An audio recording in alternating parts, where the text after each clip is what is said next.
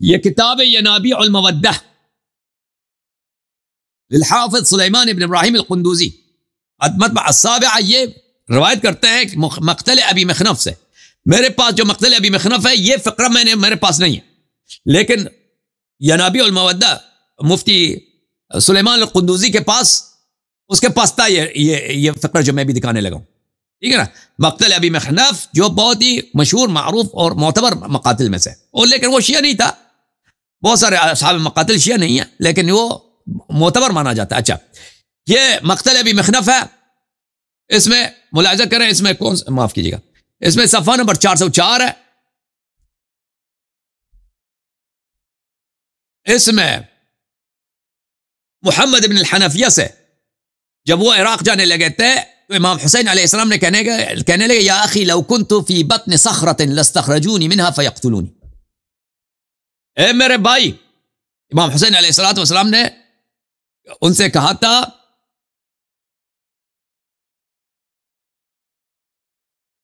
کہ میں اگر کسی شیطان کے دل میں بھی جا کے چھپ جاؤں نا، یہ مجھے وہاں سے نکال کر مجھے قتل کر دیں گے. بنی امیہ مجھے قتل کرنے کی فکر میں. اچھا،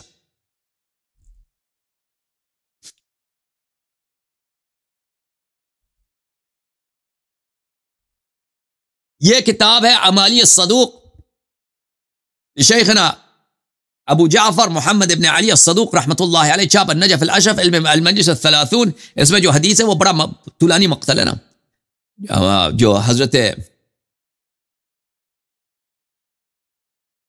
امام جعفر صادق علیہ السلام سے روایت ہے مقتل، وہ بہت طویل مقتل ہے. اس میں صفحہ نمبر 136 میں امام حسین علیہ السلام کوفے کے راستے میں ایک مقام پر ایک شخص جس کا نام ابو حرم تھا، امام حسین علیہ السلام سے ملاقات ہوئی. تو اس نے کہا یا ابن النبی ما الذی اخرجک من المدینہ، آپ مدینہ سے کیوں نکلے ہیں؟ یہ میں مزید بتاؤں گا انشاءاللہ تبارک و تعالی آگے جا کر. ٹھیک ہے نا، کہ کیوں نکلے. اب صرف یہ نکتہ ہے کہ اگر وہ مدینے میں بیعت بھی کرتے وہ زندہ نہ رہتے، وہ آپ کو بتا رہا ہوں. ما الذی اخرجک من المدینہ، آپ مدینہ سے کیوں نکلے؟ فرمایا ویحک یا ابا حرم شتموا عرضی فصبرت. اس نے کہا کہ تجھے کیا ہوگا ابو حرم، یہ لوگ مجھے گالی دیتے تھے، میرے بابا کو گالی دیتے تھے، ہم اہل بیت علیہ السلام کو ممبروں سے سالوں سال تک گالی دیتے تھے، میں نے صبر کی. وطلبوا مالی فصبرت، ہمارے اموال پہ ان لوگوں نے قبضہ کیا، اس پہ بھی ہم نے صبر کیا. وطلبوا دمی فہربت، یہ مجھے قتل کر لیتے مدینہ میں، تو میں وہاں سے نکل گیا، اپنی جان کے بچانے کے لیے نکل گیا مدینہ سے. وَأَيْمُ اللَّهِ لَا يَقْتُلُونِي، اور خدا اللہ کی قسم یہ مجھے نہیں چھوڑیں گے، یہ مجھے قتل کر دیں گے. ثم ليلبسنهم الله ذلا شاملا وسيفا قاطعا وليسلطن عليهم من يذلهم، پھر اللہ تعالیٰ بنی امیہ کو ذلیل کر دے گا اور اللہ تعالیٰ ان پہ ایسے دشمن مسلط کرے گا بنی امیہ پر کہ ان پہ رحم نہیں کرے گا. اور وہ مختار بھی تھا اور وہ بھی ہے نا آپ کے بنی عباس بھی.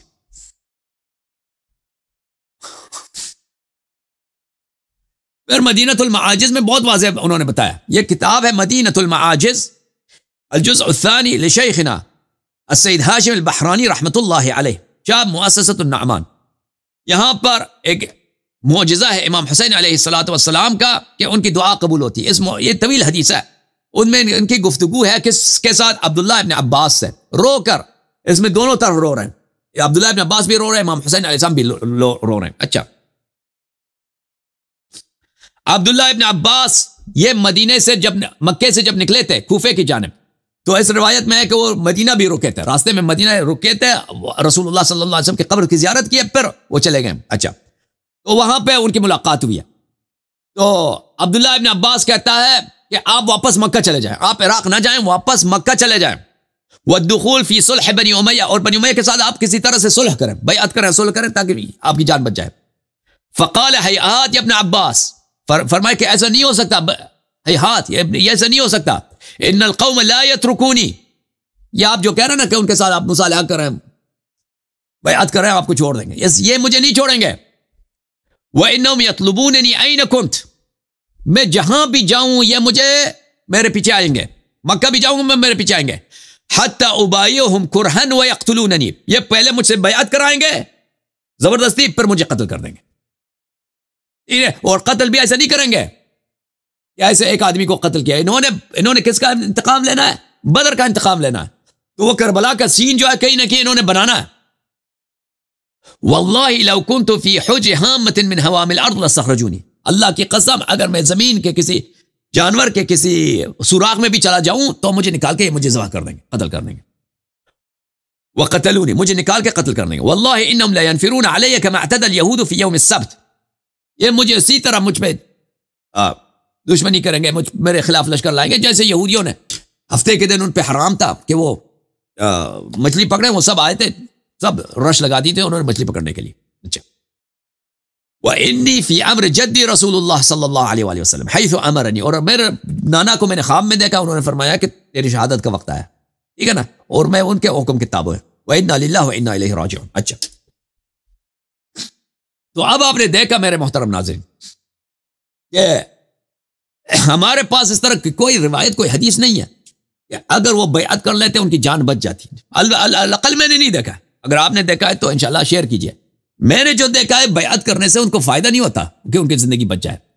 وہ اکراہ کرتے بیعت پر، اس طرح نہیں ہے کہ اگر آپ بیعت کریں گے ہم آپ کو زندہ رہنے دیں گے، ٹھیک ہے نا، اس طرح کی ایسی کوئی آپشن نہیں ہے ان کے پاس، بلکہ تصریحات یہی ہے کہ ہر حالت میں وہ ان کو شہید کرنے کی فکر میں تھے. اور پھر میں آگے جا کر آپ کو بتاؤں گا نا، ایک دو مجلس مزید انتظار کیجئے، ایک دو پروگرام کے بعد اس میں بہت سارے اسی موضوع پر، اسی بات پر بہت سارے دلائل مزید آپ کو مل جائیں گے انشاءاللہ تبارک و تعالی. اچھا، ایک اور بات میرے محترم ناظرین،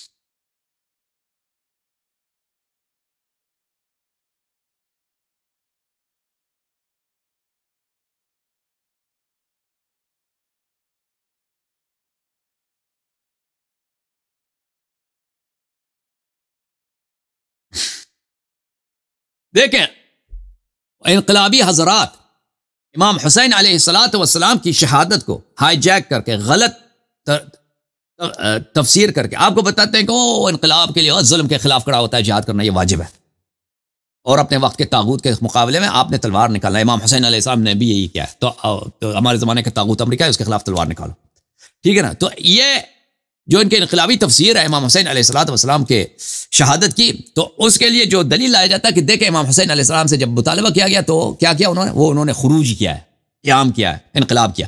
تو یہ خروج انقلاب کہاں ہے بھائی؟ یہ خروج انقلاب کہاں ہے؟ بیعت، صرف بیعت نہ کرنا، میں ہم نے عرض کر دی کہ یہ بذات خود کوئی انقلاب نہیں ہے، ٹھیک ہے نا. خروج انقلاب یہ ہے کہ آپ لشکر بنا دیں، آپ بھائی لوگوں کو بلائیں، آپ تحریک چلائیں، کہ جیسے بنی عباس نے کیا تھا، بہت ہی کامیاب انہوں نے یہ کام کیا، اور بنی امیہ کو شکست دی انہوں نے، کئی سالوں تک انہوں نے کیا. کیا امام حسین علیہ السلام نے ایسا کیا ہے؟ تو امام حسین علیہ السلام کی جو داستان ہے معاویہ کے زمانے سے ہم نے بیان کیا، اب یزید نے مطالبہ بیعت کیا، ہم نے بیان کیا. اب اس کے بعد کے مراحل کو ہم دیکھتے ہیں کہ اس میں کوئی ایسے مرحلہ آتا ہے کہ جس کو ہم کہہ سکتے ہیں کہ وہ انقلابی تھے، انہوں نے انقلاب کیا.